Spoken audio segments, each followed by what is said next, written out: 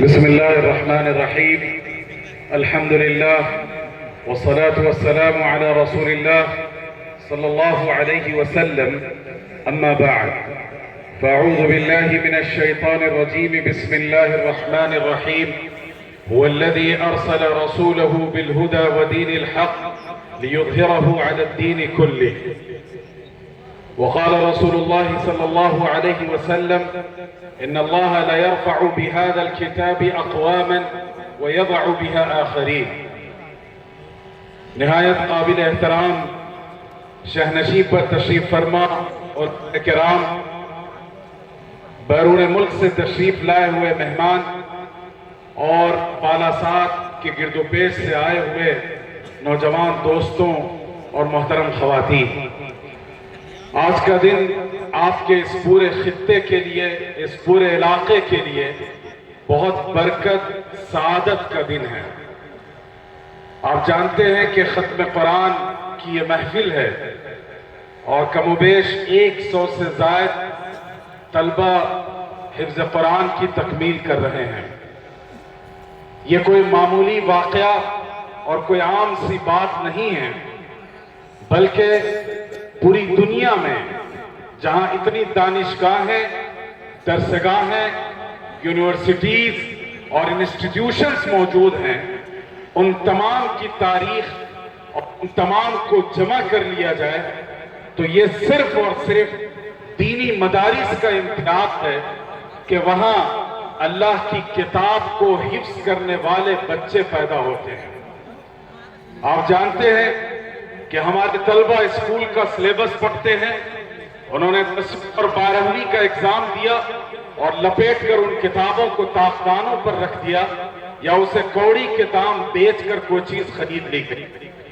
آپ جانتے ہیں کہ ایک ڈاکٹر سرجری کے لیے بہتر سے بہتر کتابیں پڑھتا ہے، پورا کریکولم اور سلیبس پڑھ کر آتا ہے، لیکن صورتحال یہ ہے دنیا کے کسی بڑے سے بڑے ایکسپرٹ کو اور بڑے سے بڑے سرجن کو آپ یہ پوچھیں کہ تم اپنے چیپٹر نمبر 5 کا جو پورا ٹیکسٹ ہے اسے زبانی سنا دو تو دنیا کا کوئی ڈاکٹر آپ کو نہیں سنا سکتا۔ لیکن یہ معجزہ، یہ کرامت، یہ میراکل صرف اور صرف دینی مدرسوں میں پیش آتا ہے۔ یہ جو حافظ قرآن ہیں، آپ انہیں بٹھا کر کہیے قرآن مجید کی فلاں سورہ اور فلاں صفحے سے پڑھ کر سناؤ تو یہ ایک ایک حرف اور ایک ایک ٹکڑا آیت کا آپ کو سنائیں گے۔ یہ کوئی معمولی بات نہیں ہے۔ میں ایک بار مدراس میں تھا، امریکن امبیسڈر ہمارے ساتھ ایک پروگرام میں تھے۔ انہوں نے بڑی حیرت سے یہ پوچھا کہ آپ کے پاس جو حافظ قرآن ہوتے ہیں کیا واقعی وہ پورے قرآن کو بہاٹ کر لیتے ہیں؟ میں نے کہا کہ میں زبانی جواب دینے کے بجائے آپ کو اس کا ایکسپیرینس کراتا ہوں۔ ہم نے حفظ کے بچوں کو بلایا اور قرآن ان کے ہاتھ میں دیا، کہا کوئی صفحہ کھول دو، ہم ان بچوں سے کہیں گے اس آیت کو پڑھنے۔ جب بچوں نے پڑھ کر سنایا اور کئی جگہ سے پڑھ کر سنایا تو اس نے کہا کہ by God it is impossible، خدا کی قسم یہ تو ناممکن ہے۔ تو اس ناممکن کو مدرسے کی چٹائی پر بیٹھنے والے یہ بچے ممکن بناتے ہیں۔ اس امپاسبل کو ہر مدرسے کا بچہ یہ کہتا ہے کہ I am the possible۔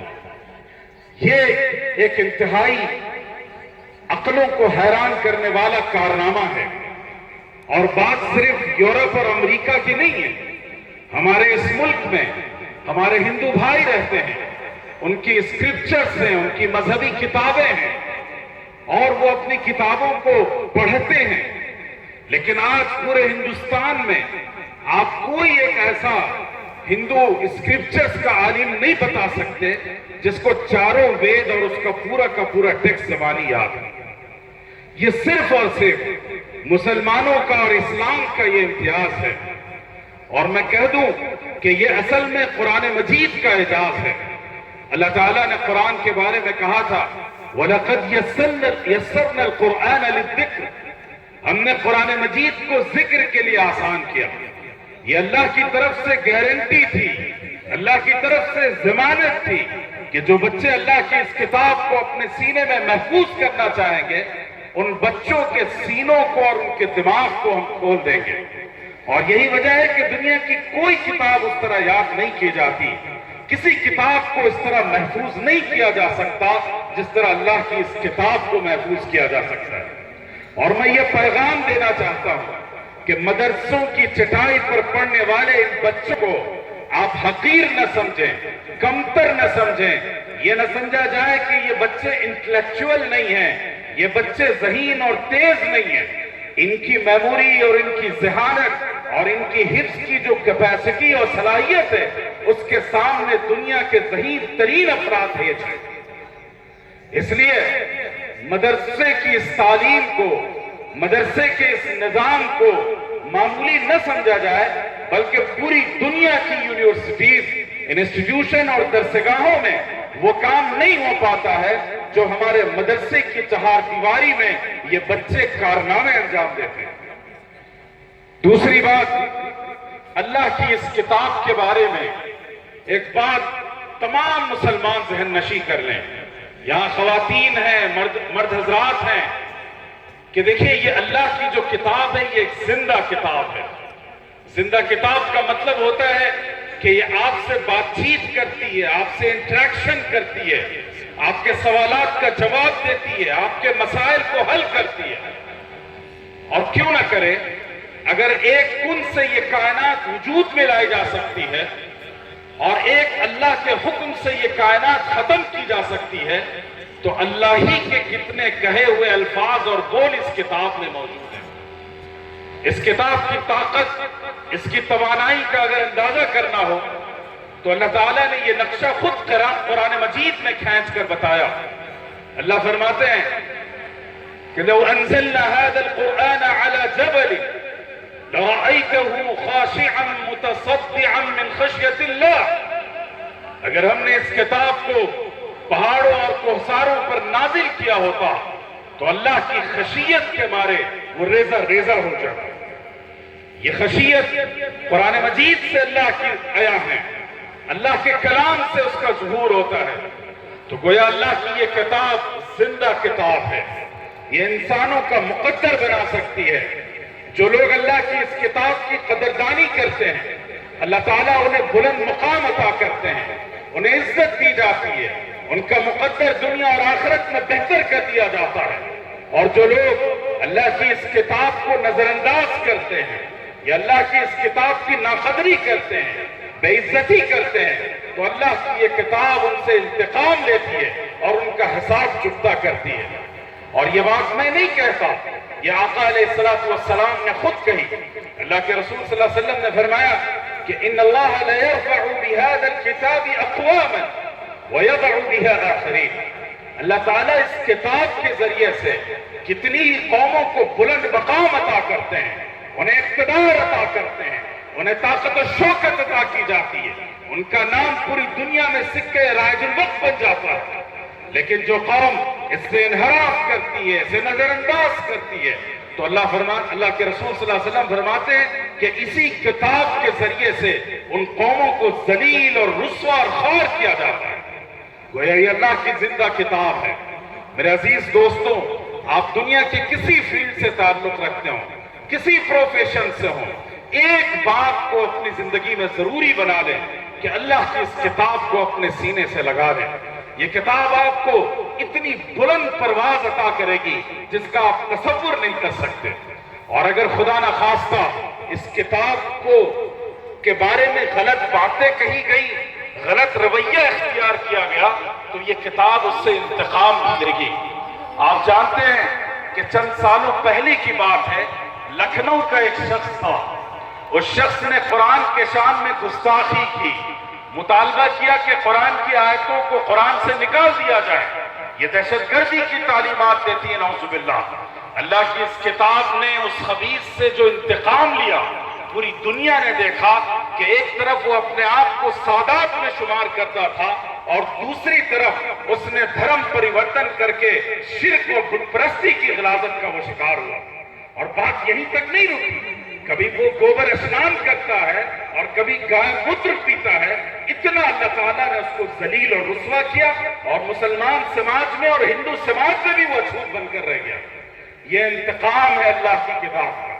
اس لیے اللہ کی اس کتاب سے روگردانی کرنا، اسے نظر انداز کرنا، اللہ کی کتاب کی تعلیمات کو کمتر سمجھنا، یہ اللہ کے قانون کے ساتھ بغاوت ہے، اللہ کے حقوق پر ڈاکہ ڈالنا ہے، اور ایسے لوگوں اور ایسے سماج کو اللہ تعالیٰ زمین میں مٹا دیتا ہے اور ان کے تذکرے کو ختم کر دیا جاتا ہے دنیا سے۔ اس لیے اللہ کی اس کتاب کو عظمت کی نگاہ سے دیکھیے، محبت کی نگاہ سے دیکھیے۔ سیدنا عمر ابن خطاب رضی اللہ تعالیٰ عنہ کی ایک سنت میں آپ کو بتاتا چلوں۔ ان کا معمول یہ تھا کہ وہ صبح اٹھتے تو اللہ کی کتاب کو بوسہ دیتے اور کہتے کہ ھذا عہد ربی، یہ میرے رب کا عہد ہے، یہ میرے رب کی طرف سے دیا ہوا عہد و پیمان ہے، یہ وہ کانسٹیٹیوشن ہے، یہ وہ دستور ہے جس کے مطابق مجھے اپنی زندگی گزارنی ہے۔ یہ محبت، یہ تعلق، یہ احساس عظمت اپنے اندر قرآن مجید کے تئیں پیدا کریں۔ اور دوسری بات، یہ ایک مدرسہ ہے جس کی چہار دیواری میں آپ بیٹھے ہیں۔ آج پوری دنیا میں مغرب سے لے کر ہندوستان تک جس کو سب سے زیادہ نشانہ بنایا جاتا ہے وہ دینی مدرسہ ہے۔ ان چھوٹے چھوٹے مدرسوں سے دنیا کا، عالمی طاقتوں کا، طاغوتی طاقتوں کا آخر کیا نقصان ہے؟ آپ جان لیجئے کہ مسلم سماج نے مدرسے کی اہمیت کو اتنا محسوس نہیں کیا جتنا اسلام دشمن طاقتوں نے اس کے کردار اور اس کے مقام و مرتبے کو سمجھا ہے۔ انہیں پتہ ہے کہ آج مغرب کی بے حیائی کے سامنے کوئی نظریہ اگر کھڑا ہے تو وہ اسلام کا نظریہ ہے۔ انہیں یہ معلوم ہے کہ ان کی ناجائز معاشی پالیسیوں کا مقابلہ کرنے، اس کا سبسٹیوٹ اور متبادل دینے کے لیے کوئی ادارہ ہے تو وہ مدرسہ انسٹیٹیوشن ہے۔ یعنی پوری دنیا کی پولیٹیکل آئیڈیالوجی جو ظلم پر، ڈسکریمنیشن پر، زیادتی پر مبنی ہے، اس کے خلاف کوئی آواز اٹھ سکتی ہے تو اسی مدرسے کی چہار دیواری سے۔ اس لیے آج ایوان اقتدار سے لے کر مغربی طاقتوں تک سبوں کو مدرسوں کے اس وجود پر اعتراض ہے۔ وہ پالیسیز بناتے ہیں، وہ ڈراتے ہیں، دھمکاتے ہیں، لالچ دیتے ہیں کہ آپ اپنی ڈگر سے اپنا راستہ بدل دیں۔ اس لیے مسلمانوں، اپنے ان اداروں کی حفاظت کیجیے۔ یہ ادارہ 1980 میں قائم کیا گیا، کم و بیش 40-45 سال کا عرصہ اس پر گزر گیا۔ آپ کبھی سوچتے ہیں کہ اس ادارے نے آپ کے اس علاقے پر، آپ کی اس بستی پر، گاؤں پر کیا اثرات چھوڑے؟ یہ ادارہ، اس نے آپ کی سرزمین کا رشتہ اللہ تعالیٰ کے عرش الہی سے جوڑ رکھا ہے۔ یہاں پڑھنے والے طلبہ کی برکت سے نہ جانے کتنی آفتیں اور مصیبتیں آپ کے علاقے پر دستک دے کر واپس چلی جاتی ہیں، اور نہ جانے کتنے طوفان آپ کے در و دیوار کو ہلانا چاہتے ہیں لیکن نامراد چلے جاتے ہیں۔ وہ صرف برکت ہے مدرسے کی، اللہ کے کتاب کی نسبت کی، آقا علیہ السلام کے نام گرامی کی۔ اس لیے مدرسوں کو اپنی جان سے زیادہ اس کی حفاظت کیجیے، اور اس کی حفاظت کے تقاضوں میں یہ بات شامل ہے کہ ہر گھر سے اس کے اتحاد اور اس کے گرد و پیش کے جتنی آبادی ہے، ہر گھر سے ایک بچہ اس مدرسے میں داخل کرایا جائے، قرآن پڑھایا جائے، حفظ کرایا جائے، عالم دین بنایا جائے۔ اور اس کے ساتھ ساتھ دوسرا حق یہ ہے کہ فتنوں کے اس دور میں مدرسوں کے خلاف بولنا، مدرسوں کی کردار کشی کرنا، مدرسوں کے اوپر بھپتیاں کسنا، اس سے مدرسوں کا کوئی نقصان نہیں ہوگا، لیکن یاد رکھیے آپ کی آخرت پر اس کا اثر پڑ سکتا ہے۔ اس لیے اپنے ان اداروں کی حفاظت کیجیے، یہ اسلام کی آخری پناہ گاہ ہے۔ جس طرح غزوہ بدر میں اللہ کے رسول صلی اللہ علیہ وسلم نے اپنے صحابہ کو صف بستہ کر دیا اور 1000 سے زائد افراد کا ایک لشکر جرار کھڑا تھا، اس وقت اللہ کے رسول صلی اللہ علیہ وسلم نے بے سر و سامانی کے عالم میں اللہ کے حضور اپنی پیشانی جھکا دی اور کہا، اے اللہ، اگر یہ مٹھی بھر فوج آج ختم کر دی گئی تو اس زمین پر تیرا نام لینے والا کوئی نہ ہوگا۔ تو آج ہندوستان میں یہ جو مٹھی بھر مدرسے ہیں، چند ادارے ہیں، چند علماء ہیں، اگر خدا نہ خواستہ ان کو قانون کی زد میں لا کر ختم کر دیا جائے یا مسلمان اس کی ناقدری کریں تو پھر اس ملک کا رشتہ اسلام سے باقی رہنا مشکل ہو جائے گا.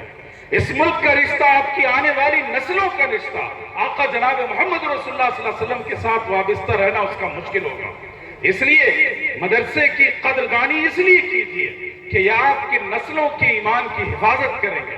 مدرسوں کا احترام اس لیے کیجیے کہ یہ آپ کی ایمان کی آخری آماج گاہ ہے.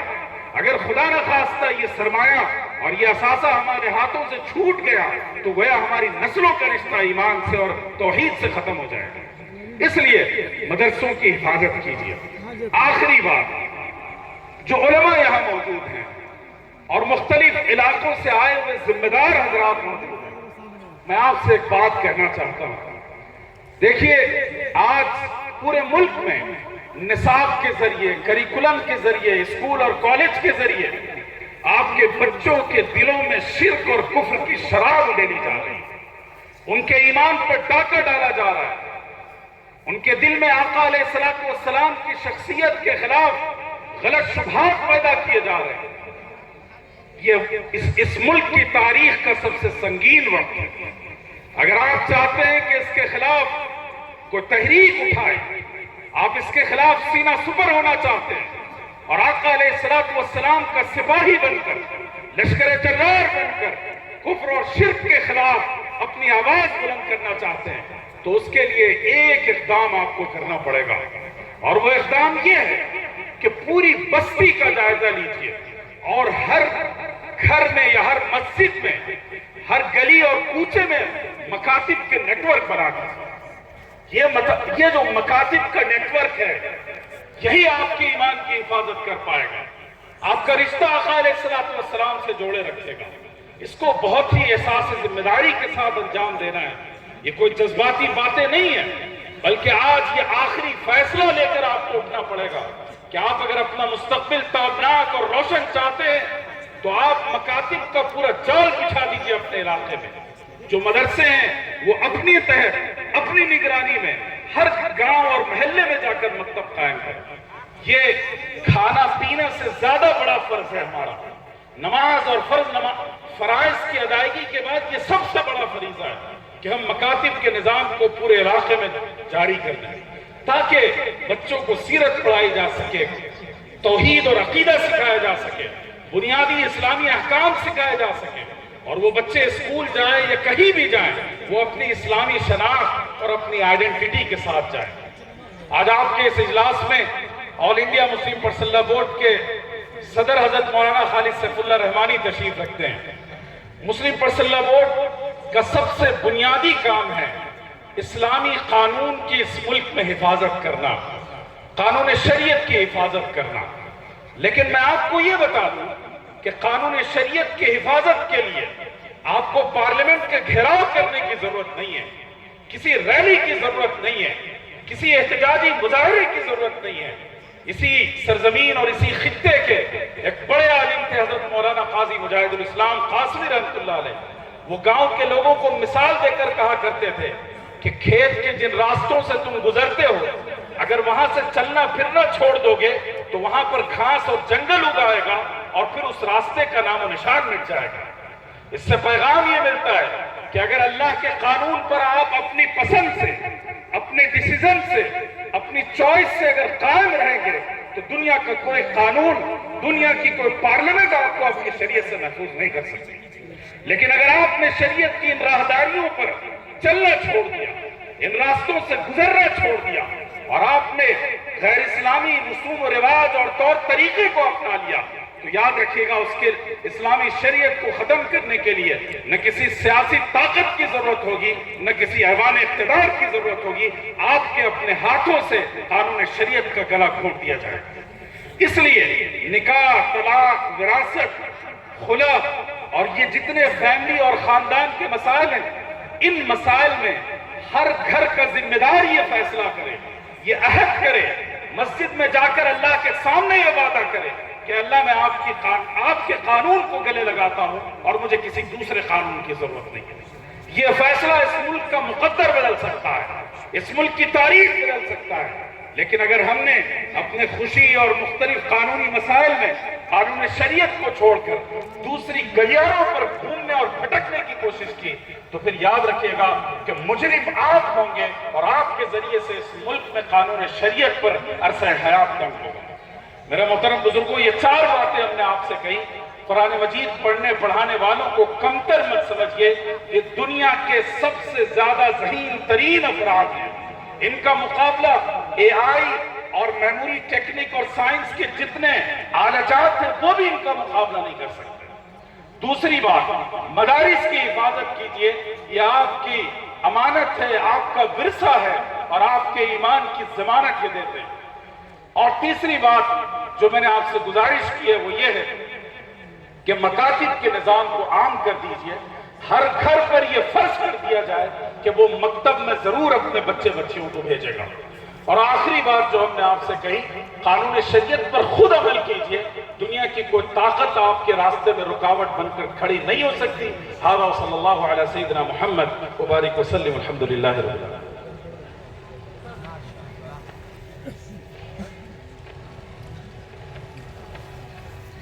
محترم سامعین کرام،